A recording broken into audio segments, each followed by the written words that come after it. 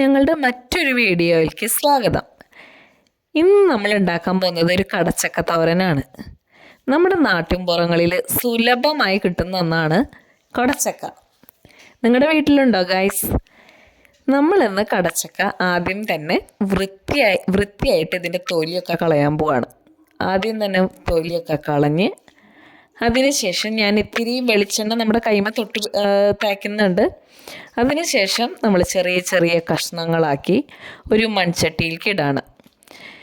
അതിനുശേഷം നമ്മൾ കുറച്ച് മുളക് പൊടിയും കുറച്ച് മഞ്ഞൾപ്പൊടിയും കുറച്ച് മല്ലിപ്പൊടിയും ആവശ്യത്തിന് ഉപ്പും ഒരു 1.5 ഗ്ലാസ് വെള്ളം ഒഴിച്ച് നമ്മളിത് വേവിക്കാൻ വയ്ക്കാൻ പോവാണ്.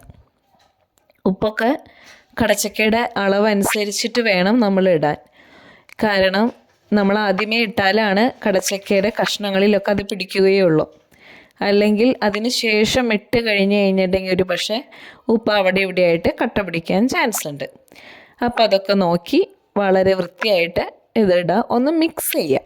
ഇത് എല്ലായിടത്തേക്കും ഇതിൻ്റെ ഉപ്പും മുളകും എല്ലാതും പിടിക്കാൻ വേണ്ടി ഇതൊന്ന് മിക്സ് ചെയ്യുക. നമ്മൾ അതിന് ശേഷം ഇത് അടച്ച് വെച്ച് വേവിക്കാൻ പോവാണ്. ഒരുപാട് നേരമൊന്നും വേവിക്കേണ്ട ആവശ്യമില്ല, വേഗം തന്നെ വേവുന്നതായിരിക്കും. ഓക്കെ, അതിനുശേഷം നമ്മൾ ഇത്തിരി സബോള, അതായത് ഒരു കുഞ്ഞ് സബോള എടുക്കുക, ഇത്തിരി വെളുത്തുള്ളി, ഇത്തിരി കറിവേപ്പിലയിട്ട് കാച്ചാൻ വയ്ക്കാം. നമുക്ക് കറി കാച്ചാം. അതിനായിട്ട് ഒരു 1/2 ടീസ്പൂൺ മഞ്ഞൾപ്പൊടിയും ഒരു 2 ടീസ്പൂൺ കുത്തുമുളകും ഇട്ട് നമുക്ക് ഇതിൻ്റെ ഉള്ളിലേക്ക് ഇടാം. ഇപ്പം തന്നെ ഒരു പ്രത്യേക മണം തന്നെ വരുന്നുണ്ട്. അതിനുശേഷം ഇതെല്ലാം കൂടി ഒന്ന് നമുക്ക് മിക്സ് ചെയ്യാം. ഓക്കെ, ഇപ്പം നമ്മുടെ സ്വാദിഷ്ടമായ കടച്ചക്ക തോരൻ തയ്യാറായിട്ടുണ്ട്. ഒരു വട്ടമെങ്കിലും ഇതൊന്ന് ട്രൈ ചെയ്ത് നോക്കൂ കേട്ടോ. തീർച്ചയായിട്ടും നിങ്ങൾക്കിഷ്ടാവും.